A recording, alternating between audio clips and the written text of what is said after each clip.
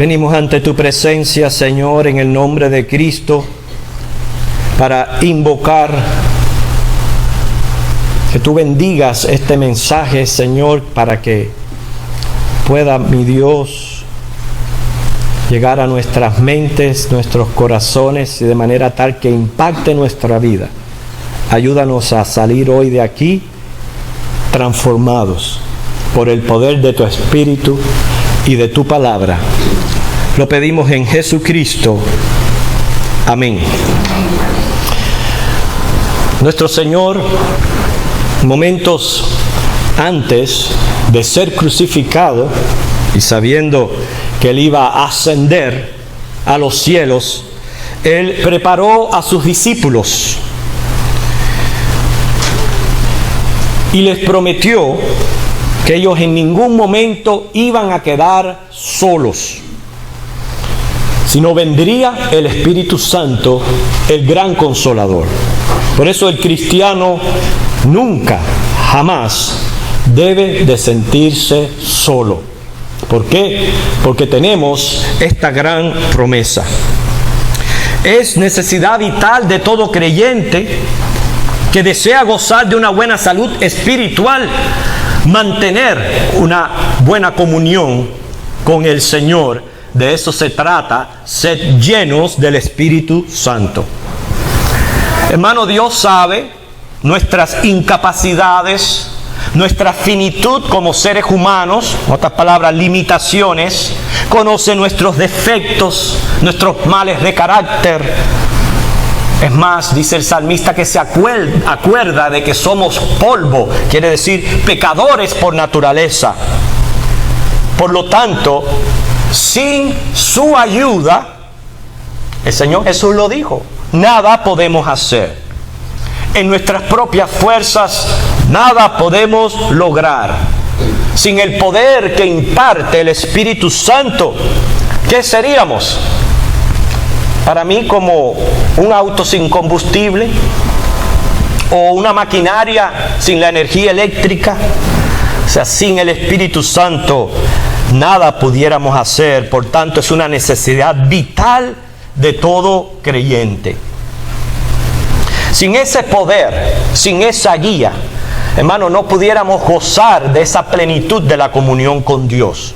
No pudiéramos cumplir las demandas del discipulado cristiano, que fue lo que estuvimos exponiendo en el mensaje anterior.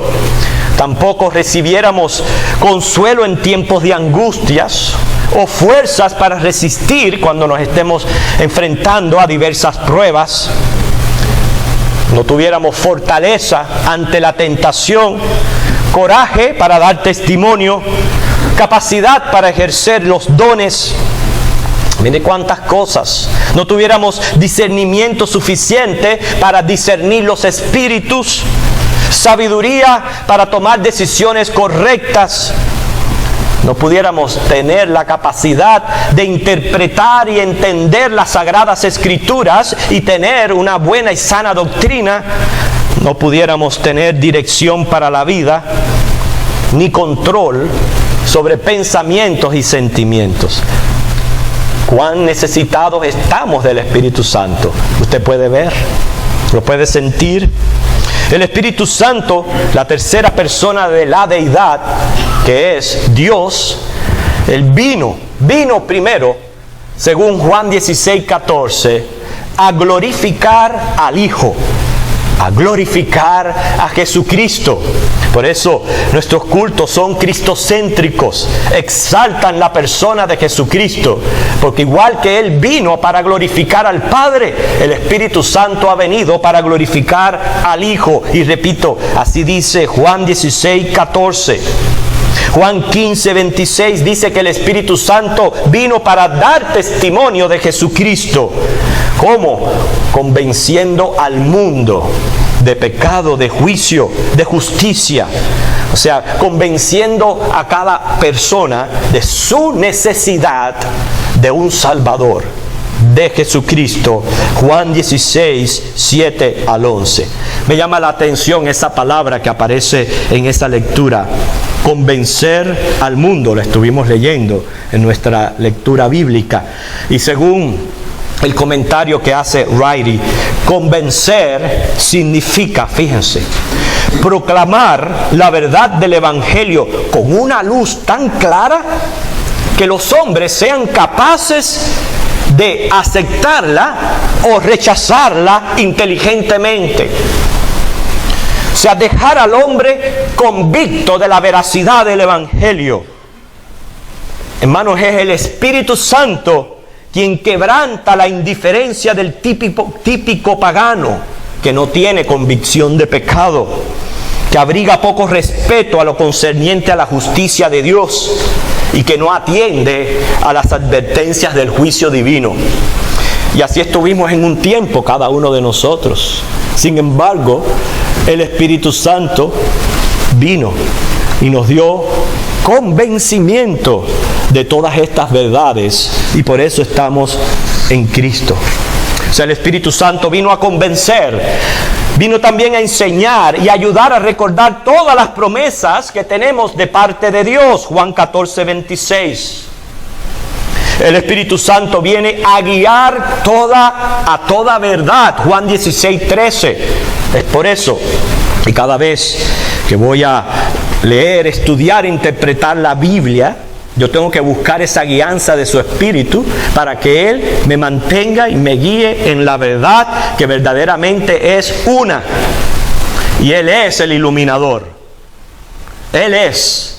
Y por eso es nuestra necesidad de que Él nos guíe a toda verdad.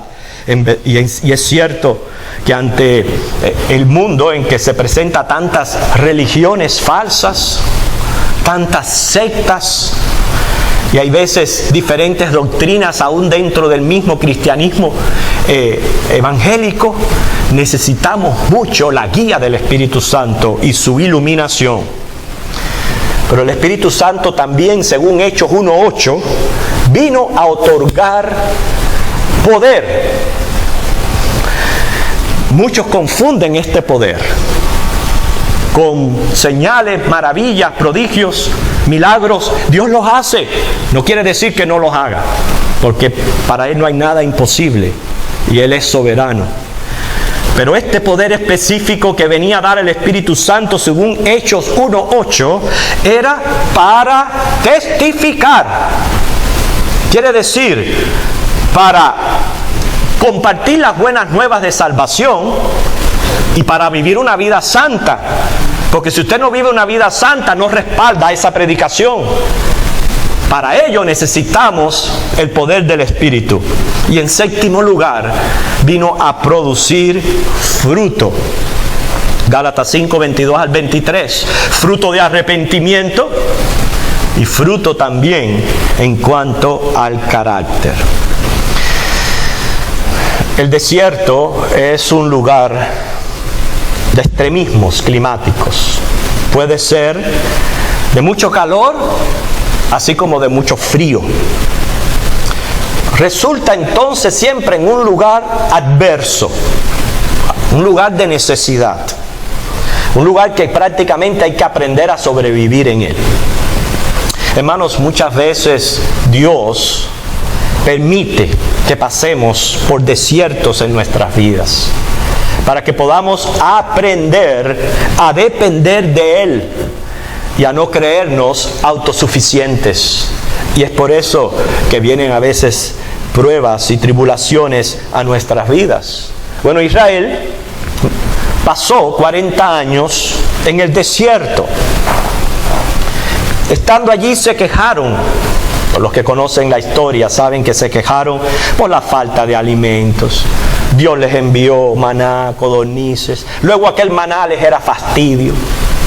Entonces se quejan por la falta de agua. Y se quejan murmurando contra Dios. Y Moisés, pues siempre intercediendo por su pueblo, le presenta la necesidad a Dios, clamando. Fíjense, a diferencia del pueblo que reclamaba, Moisés clamaba. Hermanos, nosotros no tenemos absolutamente ningún derecho de reclamarle nada a Dios. ¿Por qué? Porque estamos bajo su gracia. Y estar bajo su gracia significa estar recibiendo favores inmerecidos de Dios. Gracia sobre gracia. Y esto no es solamente la salvación de nuestras almas, sino todos los beneficios que recibimos de esta comunión con Dios vienen por gracia. Por tanto, no tenemos derecho a reclamos. Lo que sí podemos hacer es clamar en base a una promesa de Dios. Y eso fue lo que hizo Moisés. Clamó ante Dios y Dios respondió. Por ejemplo, las aguas amargas de Mara las convirtió en dulces. Usted puede leer esto en Éxodo 15, del 22 al 27. Luego hubo otra ocasión en el desierto de Sin, donde vuelve el pueblo a murmurar contra Dios por la falta de agua. Moisés y Aarón se postran, presentan la situación a Dios, y Dios le dice: sí, Moisés, háblale a la peña y te va a dar agua. Pero yo me imagino ya Moisés estaba tan hastiado de aquel pueblo tan rebelde, tan contumaz, que en vez de hablarle a la peña, dice que la golpeó 2 veces. Y que en efectivo, cuando toca aquella peña, salieron ríos. Y el pueblo tuvo agua. Sin embargo, por aquella acción, no entraron a la tierra prometida. Cuando Jesucristo asistió a la fiesta de los tabernáculos en Jerusalén, Él se conmovió grandemente al ver que los judíos conmemoraban estos hechos históricos, practicando un ritual vacío, o sea, carente de sentido espiritual. Un grupo de sacerdotes vestidos de blanco se dirigieron al estanque de Siloé, llenaron sus vasijas de aguas y simultáneamente las vertieron frente a la gente. Todo un ritual para recordarles cómo Dios había suplido aquella necesidad de agua cuando Israel estaba errante por el desierto. Dice la Escritura, y ahora lo vamos a leer, que Jesús se puso en pie, alzó la voz, dijo: si alguno tiene sed, venga a mí y beba. El que cree en mí, dice, de su interior correrán ríos de agua viva, refiriéndose, fíjense, al Espíritu Santo que habían de recibir los que creyeren en Él. Vamos a leer Juan capítulo 7, versículo 37 al 39. Juan 7, 37 al 39.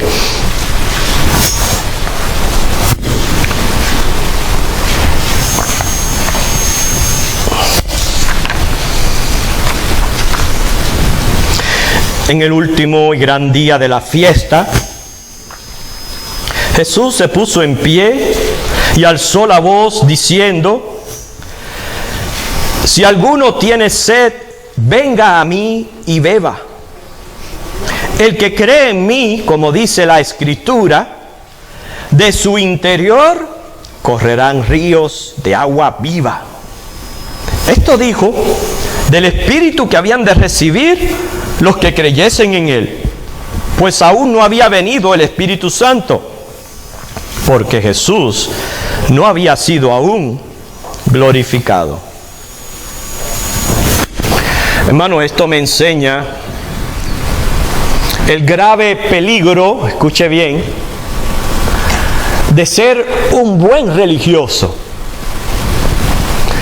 pero carente de vida espiritual, carente de sentido, carente de poder, y que mi vida no sea más que un simple ritual todo el tiempo. Tenemos que creer, hermanos. Igual que recibimos la gracia salvadora por fe al creer en el Evangelio y recibir a Cristo como el Señor y Salvador de nuestras vidas, tenemos que creer que en ese momento recibimos el Espíritu Santo de Dios ¿Para qué? Para poder vivir el Evangelio. Hechos, capítulo 1, versículo 8. Hechos, capítulo 1, versículo 8.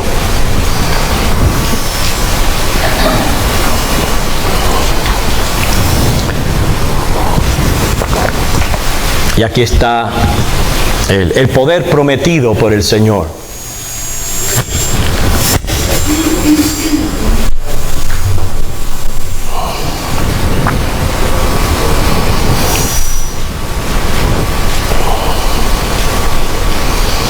Pero recibiréis poder cuando haya venido sobre nosotros el Espíritu Santo, y me seréis testigos en Jerusalén, en toda Judea, en Samaria y hasta lo último de la tierra. Ahí está la promesa.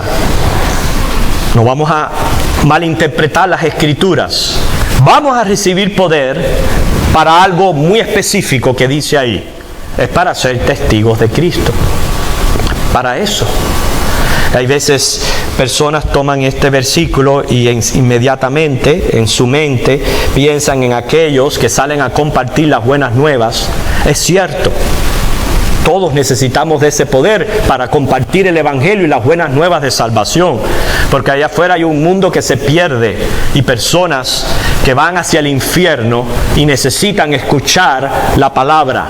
Y eso puede ser un familiar suyo, un vecino, un compañero de escuela, de trabajo. Hay personas necesitadas de escuchar el plan de salvación. Pero hermanos, este poder también es para dar un buen testimonio cristiano. Repito, nadie puede ministrar a otros, predicar el Evangelio sin él mismo tener un buen testimonio ante la comunidad, ante la iglesia, ante el mismo Señor. Para ello necesitamos ese poder. Y es lo que tenemos que creer. Muchos no viven esta plenitud. El domingo pasado en nuestro culto de hogar trajimos una meditación acerca de la llenura del Espíritu Santo y hicimos esa pregunta: ¿está lleno usted del Espíritu Santo? ¿Está lleno usted? Qué triste que se ha malinterpretado o confundido esa llenura del Espíritu, porque no es más, escuche bien, que vivir a toda plenitud tu comunión con Dios todos los días, a cada momento. Eso es vivir lleno del Espíritu Santo. Vivir a plenitud esa comunión con Dios. Y les decía que para vivir a plenitud la comunión con Dios, pues uno tiene que quitar aquellas cosas que a Dios le desagradan y promover lo que a Dios le agrada. Y usted va a ver que usted va a poder vivir una vida a plenitud, llena del poder del Espíritu Santo. Algunos no viven esta plenitud porque no lo creen, porque no lo ven. Hermanos, el Espíritu Santo es Dios. Él es Espíritu. En su esencia, dice 2 de Timoteo, Él es inmortal, invisible. No le vemos, pero sabemos que Él está en nosotros. Número 1, porque es su promesa. Y número 2, porque le sentimos. Le sentimos en nosotros. Pero hay quienes necesitan ver para creer, como los Tomás. Y si no ven, no creen. Pero hermano, mientras más sencilla es la fe, más le agrada a Dios. Hay otros que ignoran esta dádiva del Espíritu Santo. Le tienen temor quizás hasta entregar sus vidas a Cristo o tomar decisiones por Cristo, porque creen que por ellos mismos pueden perfeccionarse o no están capacitados para poder vivir el discipulado y las demandas cristianas.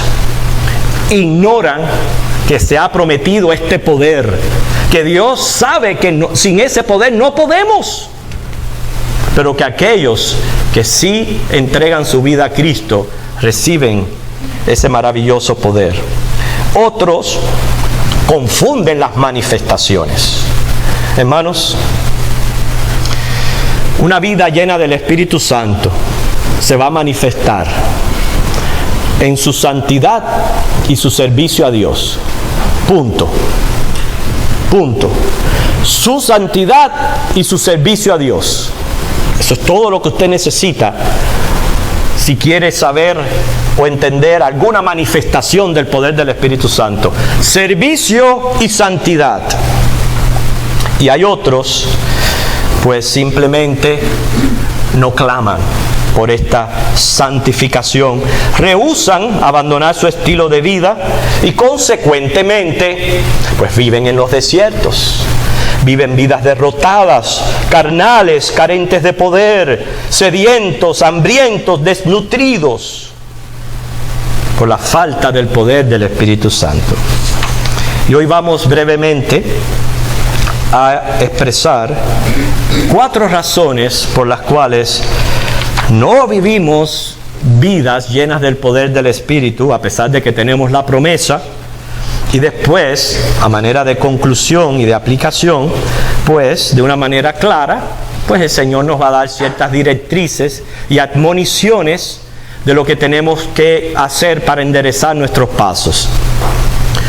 La primera razón por la cual no vivimos vidas en el poder del Espíritu, y para mí es muy importante y por eso la pongo de primera: falta de clamor. Falta de clamor. Es lo primero que usted hace en la mañana. Cuando usted se levanta y usted ora, usted le clama a Dios por su santificación. ¿Sí o no? Hay quienes no claman por santificación porque no están dispuestos a abandonar lo que les gusta. Por eso no lo claman. Pero cuando usted clame por santificación, que está dentro de esa oración modelo donde dice: Señor, guárdanos de tentación, usted va a ver la gran diferencia que va a hacer en su vida, cómo va a empezar el día caminando con Dios. Fíjese que el salmista en el Salmo 42, versículos 1 al 2 dice: como el ciervo brama por las corrientes de las aguas, así clama por ti, oh Dios, el alma mía. Mi alma tiene sed de Dios, del Dios vivo. Hermanos, es sentir esta sed de Dios, esta sed por una santificación.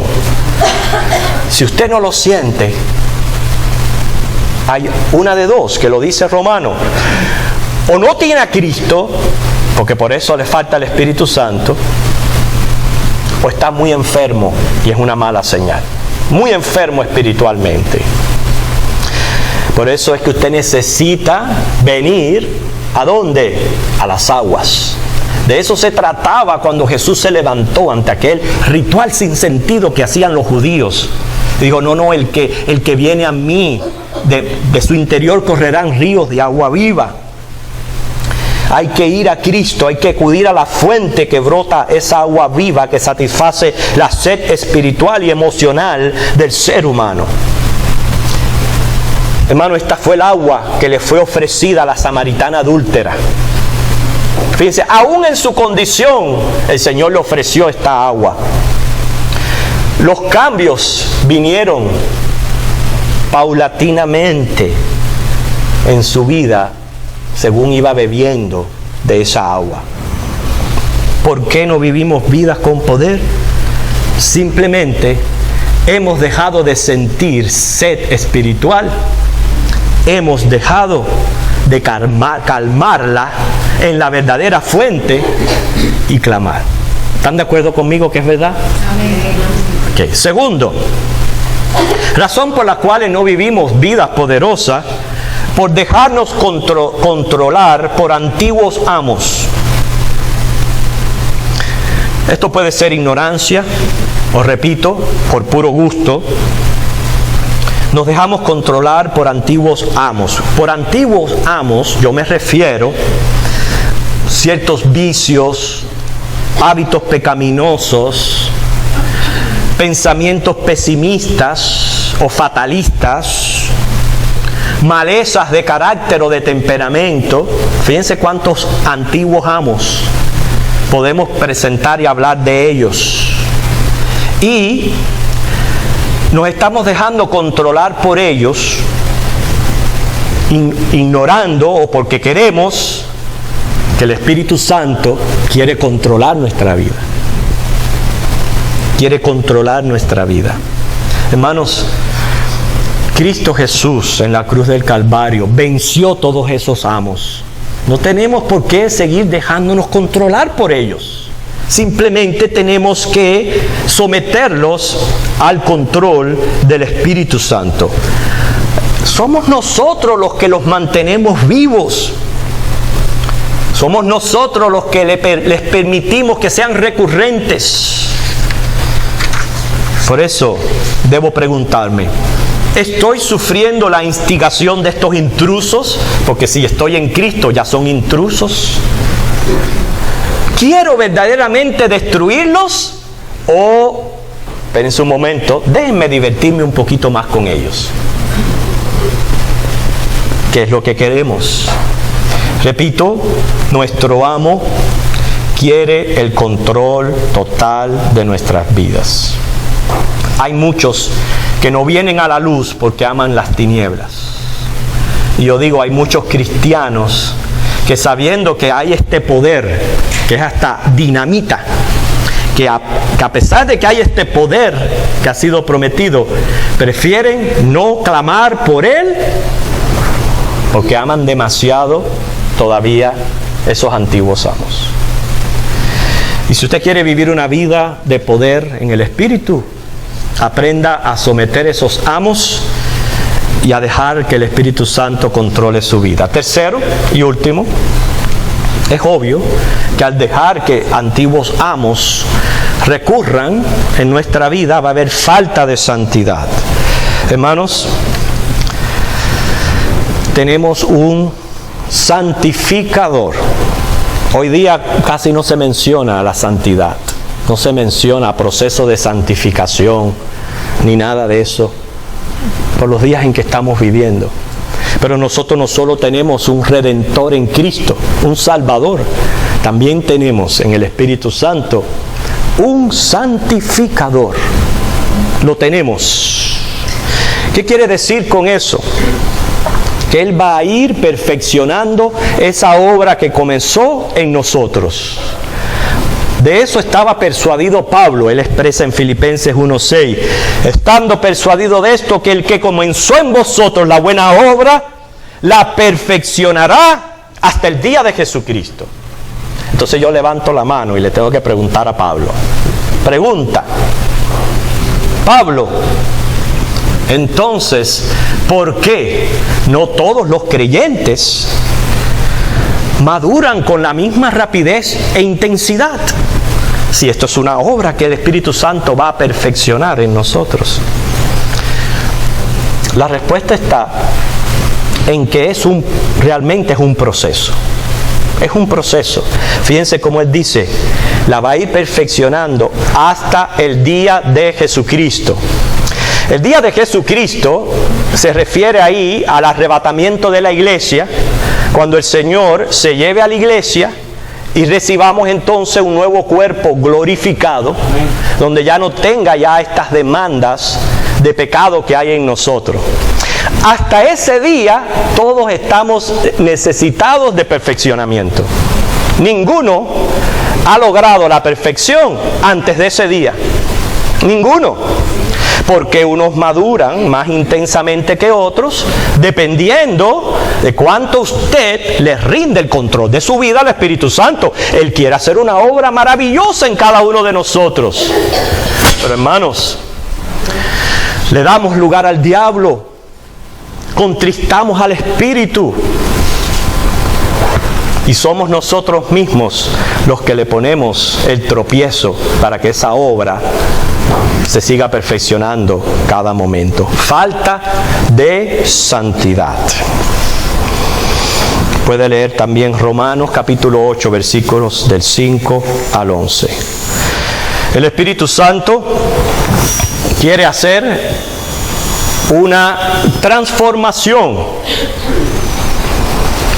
No es lo mismo, parece sinónimo, pero no es lo mismo que cambio. Cambio es experimentar algo diferente. Ese cambio bien puede ser hacia lo positivo o hacia lo negativo. Pero una transformación es un estado distinto a través de los cambios.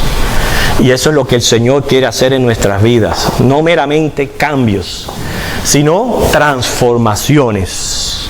O sea, que llegue un momento que aquello que Dios ha hecho en mi vida ya me empiece a caracterizar y sea perenne tanto en mi carácter como en mi actitud y en todo lo que soy. Es como esa preciosa metamorfosis que hace Dios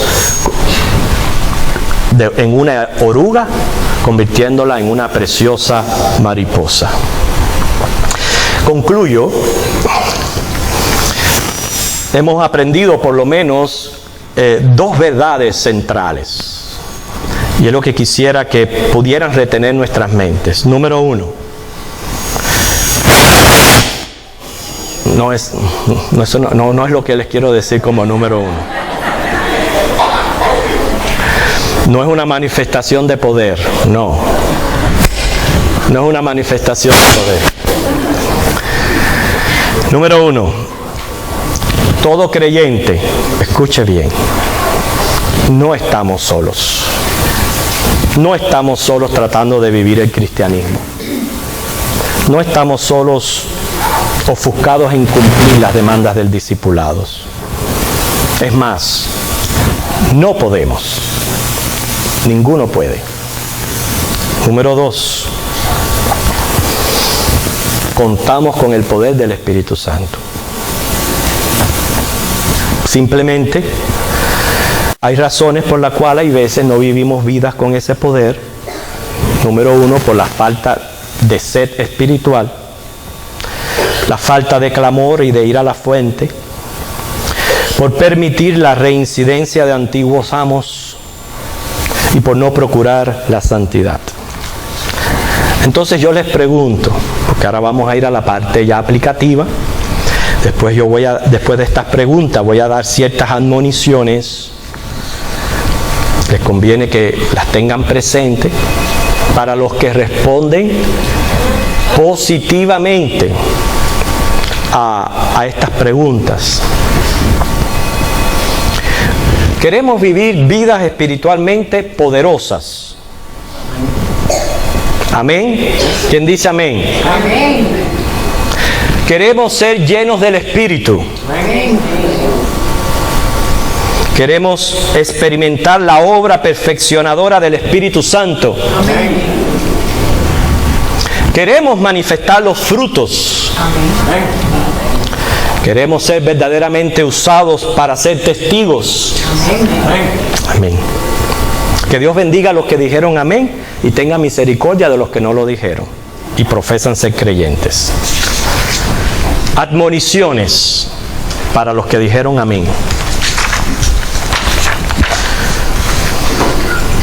Hermanos, es incoherente, es totalmente incoherente que usted tenga sed del Dios vivo, que quiera eliminar los antiguos amos, que quiera vivir a plenitud la vida en el Espíritu y la santidad, y a la vez darle riendas sueltas, o sea, no ponerle un freno a las tendencias pecaminosas. Es incoherente. Lo primero que usted tiene que hacer es decidir, basta ya, hasta aquí, no más. Quiero vivir para Cristo. Punto. No más. Claro, la lucha se va a intensificar, pero Dios lo que quiere es su deseo de ya dejar de vivir para la carne y vivir para el Espíritu. Hermanos, el cristiano no puede permitir pensamientos pecaminosos. No lo puede permitir. Alguien dijo que no se puede evitar que un ave vuele por encima de la cabeza, pero sí puede evitar que haga un nido. Yo tengo que cuidarme mucho porque como no tengo pelo, pues algún águila puede pensar de que soy algún poste de luz.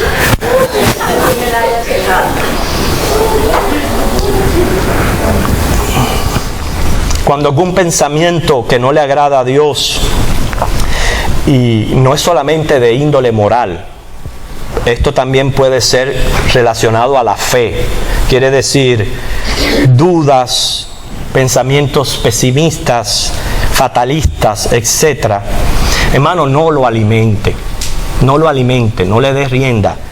Inmediatamente enfoque su mente en otra cosa. Sobre todo, recuerde la palabra de Dios. 2. El cristiano no debe escuchar cosas que no glorifican a Dios. No debe de escuchar cosas. El cristiano no debe ver cosas que son pervertidas. Hermanos, está prohibido en la Biblia mirar la desnudez del prójimo.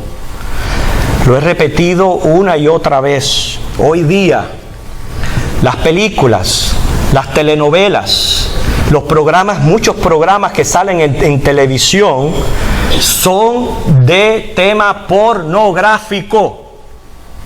Pornográfico. Y aquí estoy yo, que quiero estar lleno del Espíritu Santo y vivir a plenitud la relación con Dios, alimentándome de toda esa basura. Hermanos, como cristianos, tenemos que ser selectivos en nuestro entretenimiento. Tenemos que ser selectivos. Elimine todo eso de su vida. El cristiano no debe de hablar lo que no alabe a Dios. Aquí se refiere a todos los pecados que se cometen con la lengua. El cristiano no debe de permitir falta de dominio propio. Eso significa perder el control del temperamento, ser una persona contenciosa, propensa a la gritería, propensa en mi país se le dice un buscalío. El cristiano tiene que tomar control de su temperamento. El cristiano no debe tocar lo que no es suyo, quiere decir robar.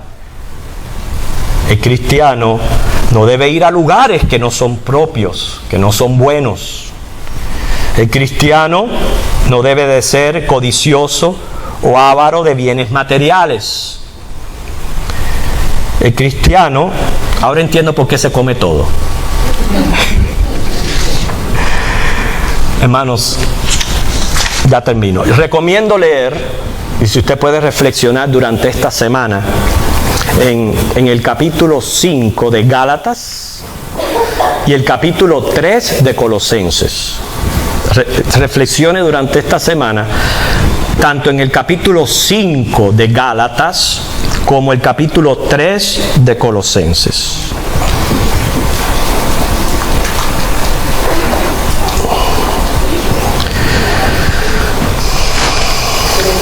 Capítulo 5 de Gálatas, capítulo 3 de Colosenses. No suframos de sed cuando tenemos agua viva. No carezcamos de poder espiritual cuando lo que tenemos es dinamita en el Señor. De la misma manera que tomamos el perdón de las manos de Cristo, tenemos el poder del Cristo viviente. De la misma manera que el ser humano se salva gracias a la muerte de Cristo, recibe el poder del Espíritu gracias a la ascensión de Cristo.